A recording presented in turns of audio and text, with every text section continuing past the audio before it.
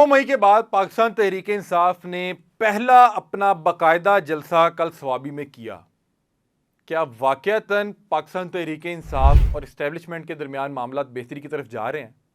आज ये तमाम तर चीज़ें जो है इस व्लॉग में डिस्कस करेंगे। नाजरीन, कल पाकिस्तान तहरीक इंसाफ की जो रहनुमा थे, पाकिस्तान तहरीक इंसाफ की जो क़यादत थी, उसने स्वाबी में एक बड़े जलसे का इनेकाद किया। और ये जलसा जो है 9 मई के बाद पाकिस्तान तहरीक इंसाफ की जानिब से पहला बाकायदा बड़ा जलसा था, जिसमें रियासती इदारों ने आके पकड़ दकड़नी की और बाकायदा तौर पे ये जलसा जो है इनेकाद किया गया, जिसमें अवामुन नास ने शिरकत की। क्योंकि 9 मई के बाद से लेके अब तक कोई भी इस तरह का जलसा पीटीआई की तरफ से इनेकाद नहीं हो सका। बीच में इलेक्शन भी आए, इलेक्शन में भी पाकिस्तान तहरीक इंसाफ को ना तो किसी जलसे की इजाज़त मिल सकी। ये छोटी छोटी रैलियां निकालते रहे, ये रैली निकालते थे वहाँ पे। अगर ये पंजाब में होती तो पंजाब पुलिस या जिस भी शहर में होती थी उसकी मुकामी पुलिस वहाँ पे रेड करती थी। रैली से पहले उनकी जो मेन लीडरशिप थी उसको उठा लिया जाता था। और इवन के इलेक्शन में भी किसी शख्स को जलसे की इजाज़त नहीं मिल सकी। छोटी छोटी रैलियां और कॉर्नर मीटिंग में भी जब ये इनेकाद करते थे वहाँ पे भी रियासती फोर्स जो थी मौजूद होती थी और वहाँ पे पाकिस्तान तहरीक इंसाफ की क़यादत को ही उठा के ले जाती थी। इस्लामाबाद में भी इन्होंने बारहा बार जलसे की कोशिश की, इवन के हाई कोर्ट के ऑर्डर्स भी थे, लेकिन फिर भी पाकिस्तान तहरीक इंसाफ को जलसे की इजाज़त नहीं मिल सकी। केपीके में इनकी गवर्नमेंट होने के बावजूद तकरीबन 6 माह इनकी गवर्नमेंट को होने वाले हैं, वहाँ पे भी कोई बड़ी पीटीआई की जो है गैदरिंग या कोई जलसा नहीं उस तरह से इनेकाद हो सका। बहरहाल अली अमीन गंडापुर ने छोटे छोटे जलसे किए, लेकिन जो बड़ा एक जलसा होता है जिस तरह कल स्वाबी में हुआ, ये 9 मई के बाद पहला बाकायदा पाकिस्तान तहरीक इंसाफ का जलसा था जिसमें अवाम ने शिरकत की। और बल्कि पूरे पाकिस्तान से लोग स्वाबी गए इस जलसे में शरीक होने के लिए। और उसके अलावा पाकिस्तान तहरीक इंसाफ की जितनी मेन लीडरशिप थी वो भी स्टेज पे मौजूद थी। इस जलसे के हवाले से बात कर लें तो इस जलसे में स्टेज पे जो बैरिस्टर गौहर थे वो मौजूद थे, हमाद अजहर मौजूद थे, मियाँ असलम इकबाल मौजूद थे। मुराद सईद स्टेज पे मौजूद तो नहीं थे, लेकिन मुराद सईद की वहाँ पे जो है फ्लैक्सेस लगी हुई थी।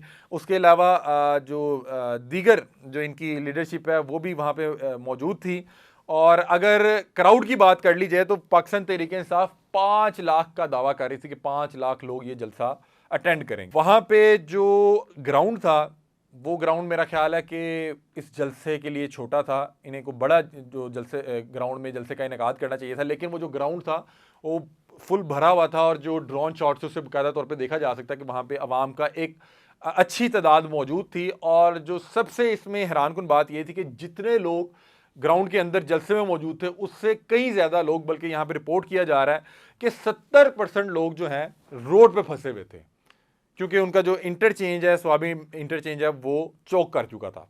और एक बड़ी तादाद में लोग जो हैं उन्होंने इसमें शिरकत की। इवन के पंजाब से बहुत बड़ी तादाद में लोग बाकायदा तौर पे स्वाबी गए, कराची से लोग स्वाबी गए, पूरे मुल्क से लोग स्वाबी उन्होंने सफ़र किया। क्योंकि पाकिस्तान तहरीक इंसाफ का बड़े अरसे बाद ये पहला बाकायदा बड़ा जलसा था जिसमें आके रियासती इदारों ने उस तरह से इंटरफेयर नहीं किया और बाकायदा तौर पे पाकिस्तान तहरीक इंसाफ ने अपना पावर शो किया। और ये शायद वो वाहिद पहला जलसा था जिसमें इमरान खान के बगैर, इमरान खान साहब आपको पता है क्योंकि अभी वो अपनी कैद काट रहे हैं, जेल में है, अडयाला जेल में है, तो इमरान खान साहब के बगैर जो उनकी लीडरशिप है उन्होंने ये क्राउड इकट्ठा करने में कामयाब हो गए। क्योंकि हमने देखा कि इमरान खान साहब जब कोई भी जलसा या कोई भी रैली करते थे तो वो एक क्राउड पुल कर लेते थे। इमरान खान साहब के पीछे बहुत दुनिया आया करती थी। इमरान खान साहब की गैर मौजूदगी में ये पहला बड़ा जलसा था। और इसके बाद लोग, बहुत से लोग कुछ दिनों से बात कर रहे हैं कि शायद पाकिस्तान तहरीक इंसाफ और जो इस्टेब्लिशमेंट है इनके दरमियान जो एक वो बर्फ़ थी वो पिघल रही है। लेकिन अगर मैं ज़ाती हैसियत में बात करूं तो मुझे लगता है कि जिस तरह से खान साहब ने अपना पहले सख्त मौक़िफ़ अपनाया और बाकायदा तौर पे जब भी जेल से जो भी मुलाकात करके आते थे वो बड़ा सख्त जो हार्ड लाइन लेते थे, अब कुछ अरसे से मेरा ख्याल है कि ये बाकायदा तौर पे पाकिस्तान तहरीक इंसाफ जो है एक मंसूबे के तहत जो है एक फ़ौज को अच्छा गेस्चर देने की कोशिश कर रही है। और उसी गेस्चर को देते हुए इन्होंने कहा कि अगर हमें इस्लामाबाद में जलसा करने की इजाज़त नहीं देते तो हम स्वाबी में कर लेते हैं। मतलब कि एक अच्छा गेस्चर दे रहे हैं कि हम आपसे टकराव नहीं चाह रहे, हम आपके साथ मिलकर चलना चाह रहे हैं, हमें एक मौका दिया जाए।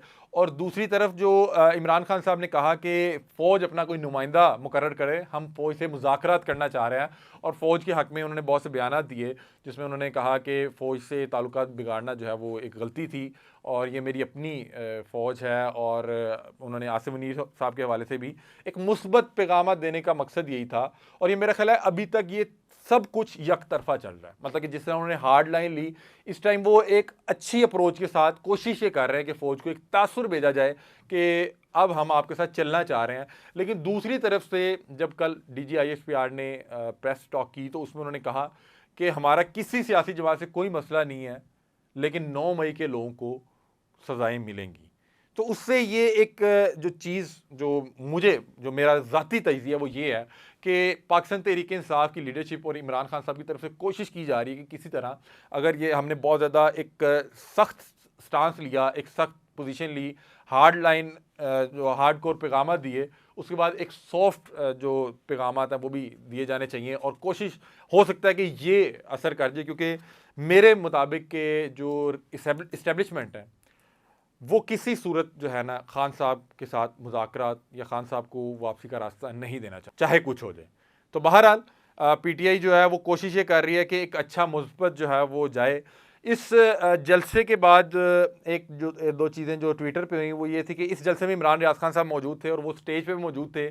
और एक जो यूट्यूबर हैं सलमान दुरानी, उन्होंने ट्विटर पे इनको लिखा कि अगर हामिद मीर का किसी भी सियासी जलसे के स्टेज पे जाना गलत था, तो उन्होंने इमरान रियाज खान साहब के हवाले से भी बात की। तो उस पर इमरान रियाज खान साहब ने उनको जवाबी ट्वीट में ये कहा कि ये मीडिया कंटेनर है, किसी एजेंसी का मीडिया हाउस नहीं है। ये इसके पीछे जो लोग जानते हैं कि क्या कहानी है, मैं तो बहरहाल जानता हूँ। तो ये उन्होंने उन्हें जवाबी जो वार किया, जिसके बाद सलमान दुरानी साहब ने कहा कि आप तो अपना मौक़िफ़ ही छोड़ चुके हैं, आप सिर्फ पंजाब हुकूमत पे तनकीद करते हैं, उसके अलावा कुछ नहीं करते। तो ये जो है काफ़ी बहस हुई। उसके बाद इमरान रियाज खान साहब ने सलमान दुरानी साहब को ब्लॉक कर दिया। तो ये अभी तक मामला है। उसके अलावा जो असद उमर साहब हैं वो आज 9 मई के मुकदमा में अदालत पेश हुए और वहाँ पे इन्हें दिल में दर्द महसूस हुई, जिसके बाद फ़ौरन बाद इन्हें एमरजेंसी में हॉस्पिटल शिफ्ट करना पड़ा। ये अभी तक की अपडेट्स थी। और जो स्वाबी जलसा है इसको पाकिस्तान तहरीक इंसाफ का एक कामयाब जलसा माना जा सकता है। एक अरसे के बाद, ख़ासतौर पे 9 मई के बाद, ये पहला बाकायदा बड़ा जलसा था जिसमें तमाम लीडरशिप, तमाम इनके सपोर्टर्स मौजूद थे। लेकिन मेरा ख्याल है कि जलसे के इंतज़ामात कदरे बेहतर हो सकते थे और बहुत सी जो दुनिया यहाँ से ट्रैवल करके वहाँ तक पहुँची वो जलसा गाह में पहुँच ही नहीं सकी, क्योंकि जलसा गाह शायद जो जलसे का हजम था उससे छोटी थी। जलसा गाह तो भरी भी थी, उसके अलावा जो रोड थे वो भी ब्लॉक थे और बहुत से अफराद जलसा गाह तक पहुँच नहीं सके। बहरहाल ये वक्त बताएगा कि क्या PTI और इस्टेब्लिशमेंट के दरमियान कोई मामला बेहतरी की तरफ गए हैं, जो बर्फ़ थी वो पिघली है या नहीं पिघली। लेकिन अभी तक इस हवाले से कोई ख़ास अपडेट नहीं है। जो भी मज़ीद अपडेट्स होंगी वो आपके साथ शेयर करेंगे। तब तक के लिए अपने मेज़बान अली हमज़ा को दीजिए इजाज़त। अल्लाह हाफ़िज़।